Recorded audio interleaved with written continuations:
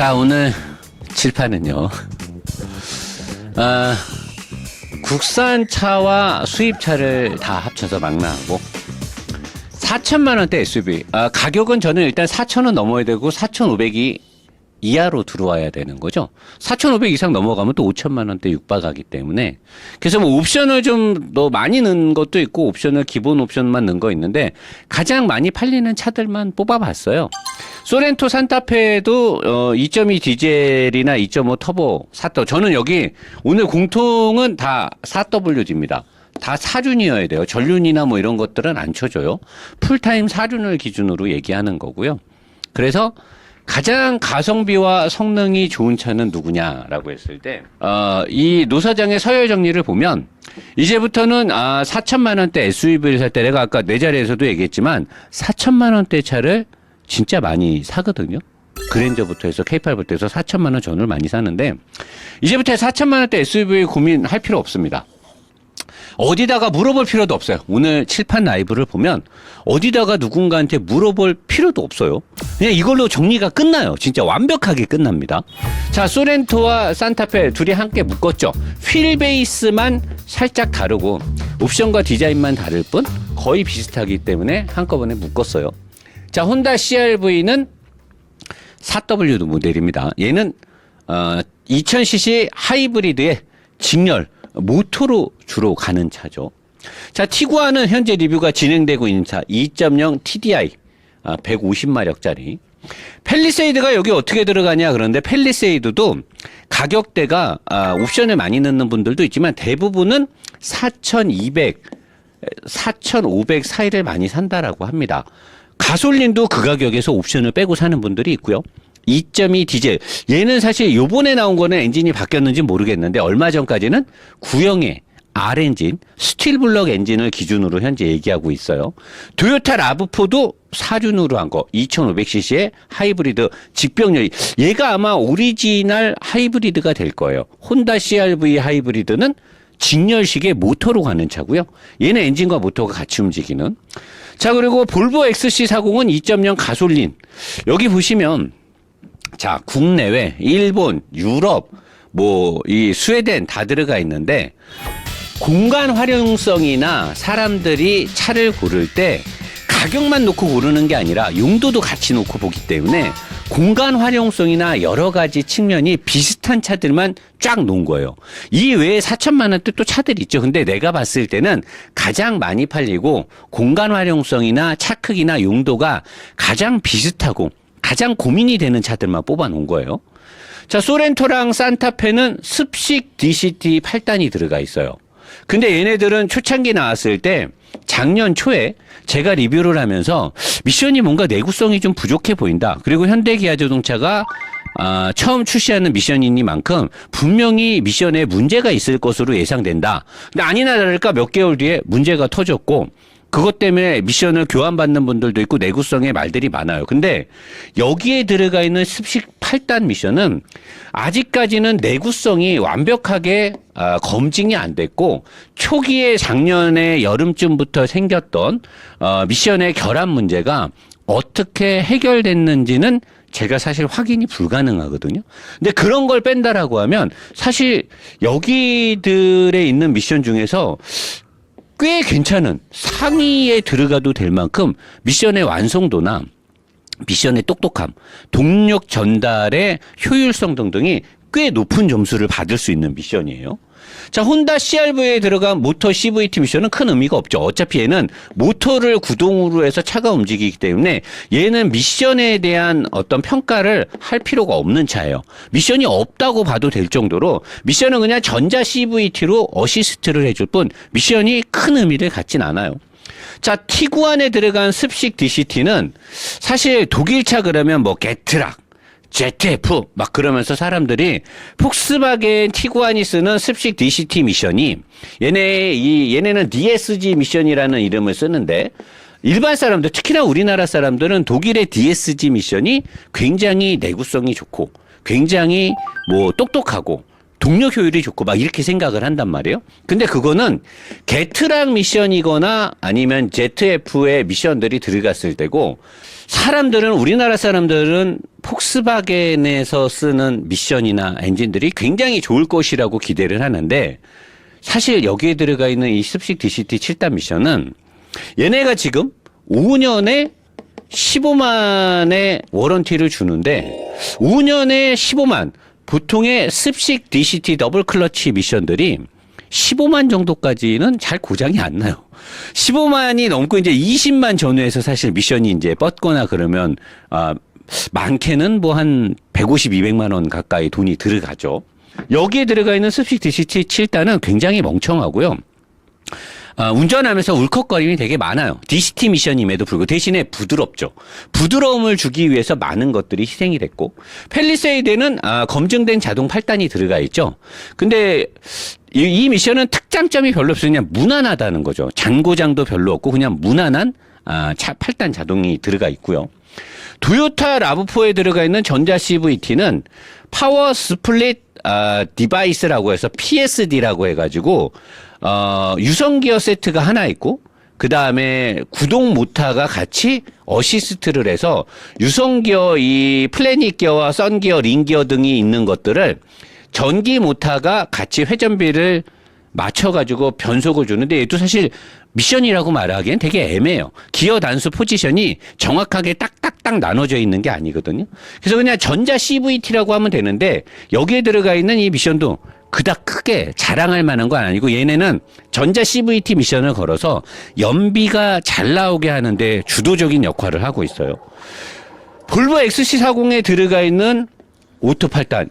얘가 여기 있는 미션들 중에서는 그래도 가장 쏠쏠하다라고 볼 수 있죠. 오토 미션이라 큰 고장도 없고요. 움직임의 범위에서도 큰 아주 스포츠하지도 않으면서 멍청하지도 않고 그래서 그냥 미션만 놓고 봤을 때 SUV에는 이 미션이 가장 저는 잘 어울린다고 봐요.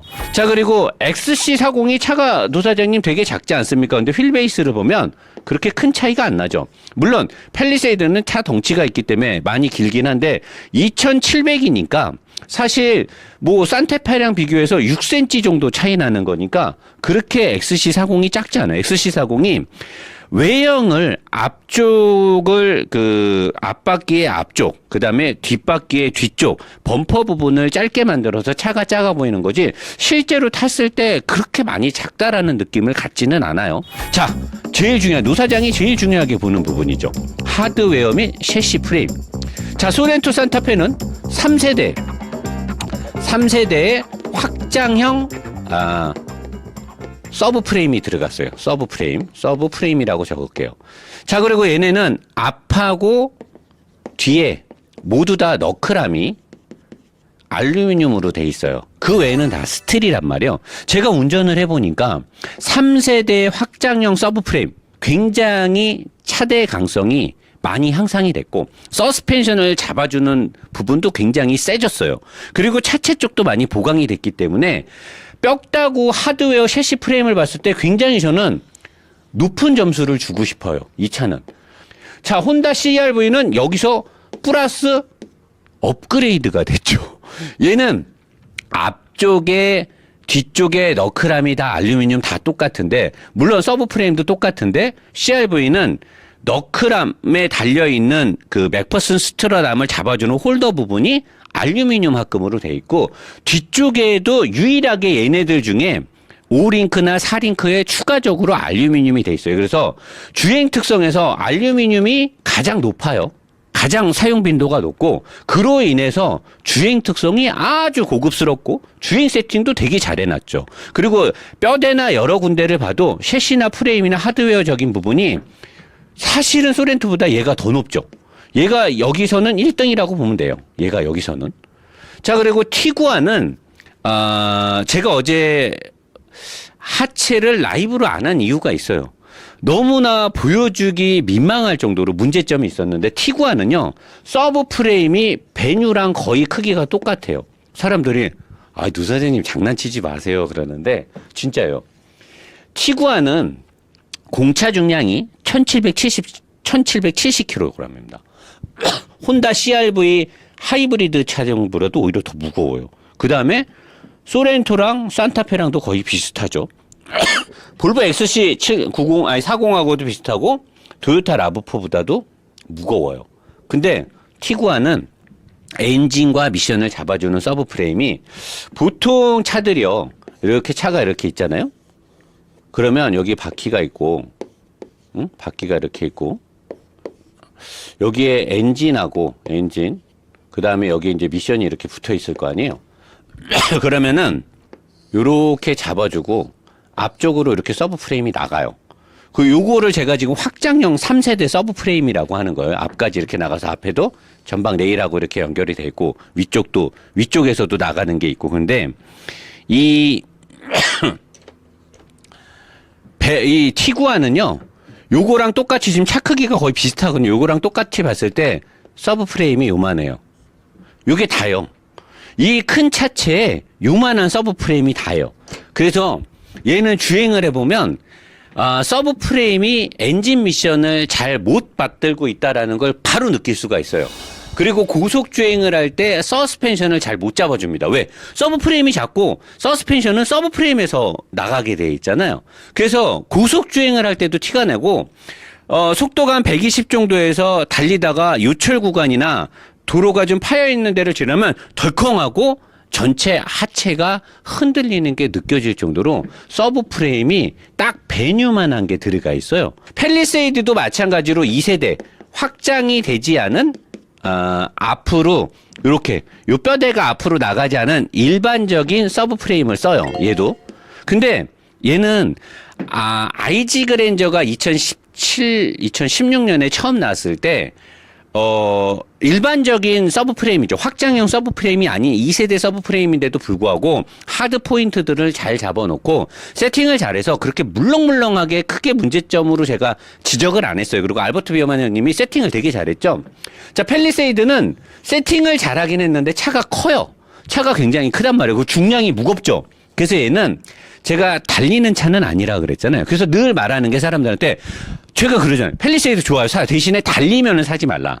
마실용으로 살살 타고 다니면 공간 활용성이 좋고 차 이쁘고 가격 좋고 짐 많이 때려 실을 수 있고 디자인 멋있기 때문에 사도 된다. 단 얘는 2세대 서브 프레임. 얘도 이제 앞으로 모델이 바뀌면 확장형이 들어가겠지만 얘도 2세대 서브 프레임이 들어가 있기 때문에 그로 인해서 운동 성능이 좋진 않습니다.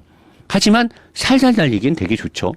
자, 토요타 라브4도 마찬가지로 확장형 서브 프레임을 갖고 있고 그 다음에 앞쪽에도 너클함이 알루미늄이에요. 근데 일본 사람들도 라브4 얘기를 하면 그거 딱딱해서 못하 막 이러는데 얘는 스프링도 어느 정도 딱딱하게 돼 있는 데다가 뒤쪽에는 아예 알루미늄이 없어요. 여기 있는 모든 차들이 네 바퀴가 전부 다 알루미늄 너클함을 쓰고 있어요. 바퀴를 잡아주는 서스펜션이 구성되는 그 부위 있잖아요. 내가 늘 말하는 바퀴가 딱 끼어지는 그곳. 거기를 너클함이라고 하는데 다 알루미늄을 쓰고 있는데 얘만 뒷바퀴 쪽에 너클함이 스틸입니다. 올 스틸이에요. 그래서 얘는 승차감이 좋을 수가 없어요. 그래서 장거리를 달리거나 오랜 기간 차를 탈 때 가장 피로도를 빨리 주는 차.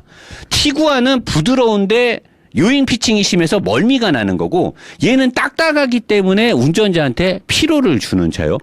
자, 그리고 볼보 XC40은 생긴 건 이런데 얘가 알루미늄도 얘도 마찬가지로 너클함만 알루미늄을 썼어요. 그리고 얘는 하체 구성이 서브 프레임 되게 잘 돼 있고요. 볼보답게 뼈대나 이런 모든 것들이 굉장히 튼튼해요. 제가 봤을 때는 아마 차체 강성이나 이런 것들은 아마 제일 셀 것 같아요. 가장 단단하고 그러면서도 댐퍼 스프링은 탄력적으로 세팅해서 주행 느낌도 되게 좋은데 얘는 가장 좋은 게 뭐냐면 앞뒤 바퀴의 너클함을 다 알루미늄을 썼는데 뒤쪽에 뒷바퀴의 너클함이 굉장히 입체적으로 커요. 그래서 이 중에서 차가 제일 작아 보이는데도 불구하고 뒷바퀴가 노면을 물고 도는 주행 능력이 굉장히 강합니다. 소재 공학과 함께 어느 정도 잘 돼 있는 건 얘도 꽤 잘 돼 있다는 거죠. 근데 알루미늄의 사용 빈도나 구조적으로 가장 세밀하게 설계 공학이나 소재 공학을 잘한 차는 이 셰시 프레임이나 하드웨어는 이 혼다 CR-V가 가장 뛰어나다라는 거예요. 근데 얘는 아까 내가 위에서도 얘기했지만 얘는 엔진으로 가는 차가 아닙니다. 얘는 전기차처럼 모터로 가는 거예요. 얘는 엔진이 살아나는 건 대부분 충전이나 모터 쪽에 전원을 공급하기 위해서 엔진이 살아나는 거지 이 차는 엔진으로 가는 차가 아니에요. 자, 그래서 주행성이나 항속 고속 능력을 보면 소렌토, 산타페는 제가 리뷰를 안 했지만 100점 만점으로 준다라고 하면 항속 고속 능력이 소렌토 디젤, 제가 아까도 얘기했지만 4륜을 기준으로 얘기하는 거예요. 4륜을 기준으로 봤을 때 여기서는 점수로 갈게요. 얘는 85점에서 90점 사이를 받아도 되는 차예요. 주행성에서. 항속이나 고속 능력에서. 혼다 CR-V는 그냥 뭐 90점 이상으로 점수를 받아도 되죠.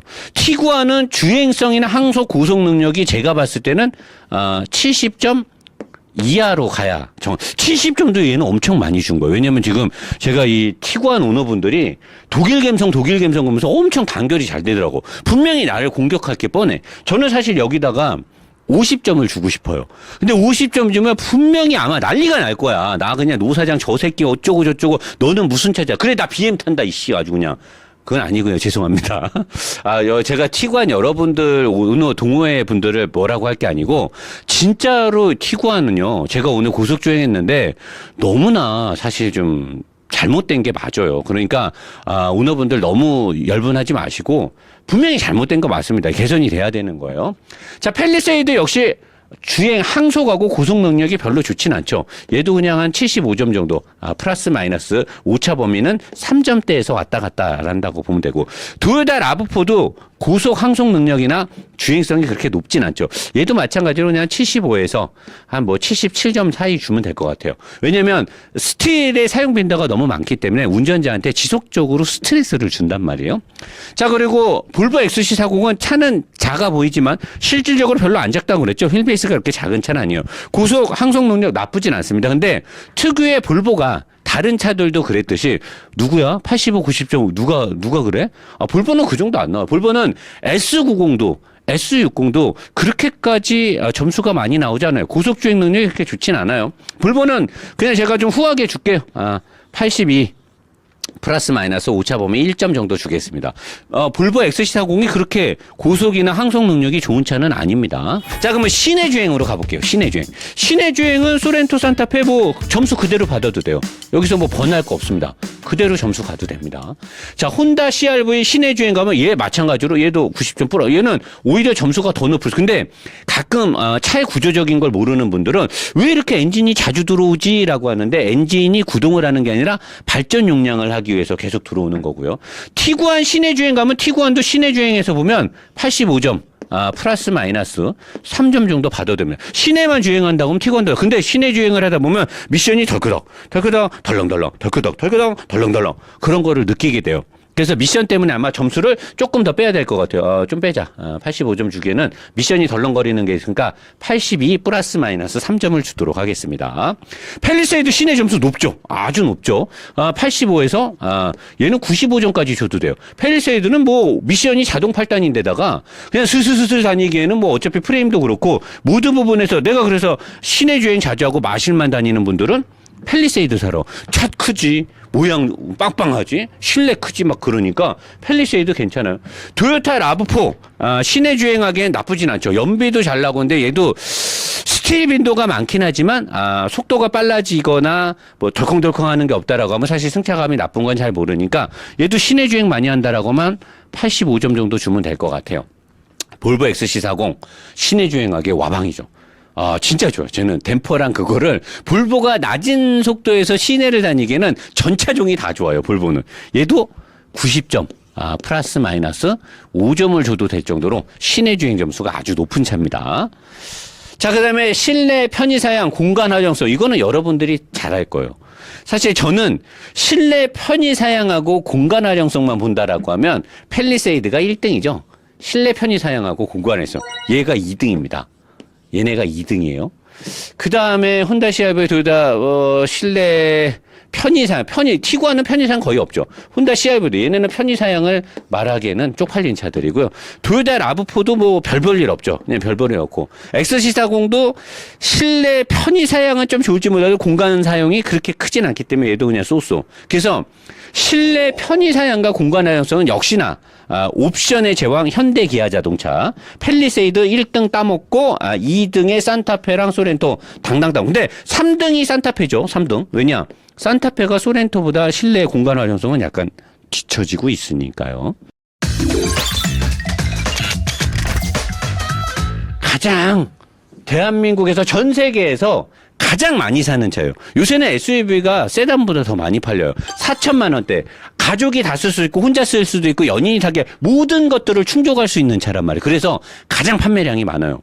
북미에서도 마찬가지. 물론 유럽은 연비나 이런 것들 때문에 아직까지도 해치백이 많이 팔리지만 아시아 시장이나 북미 시장, 미 대륙을 봤을 때는 가장 많이 팔리는 차예요. 가장 많이 팔리는 차를 현재 현대랑 기아자동차가 그래도 경쟁사 대비 꽤 잘 만들고 있다라는 거죠. 이거를 봤을 때는 현대 기아가 조금 미래가 저는 좋아 보여요.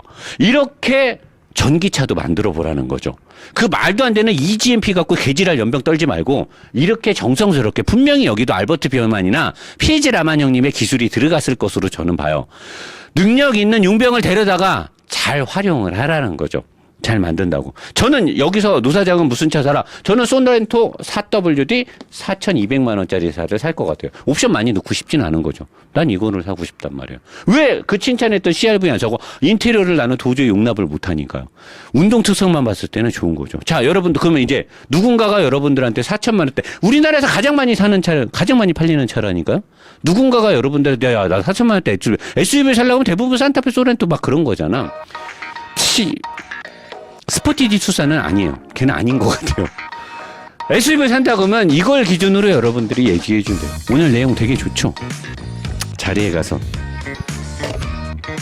좋은 내용에 대한 대가를 여러분들이 어떻게 좀 한번 지켜보도록 하겠습니다.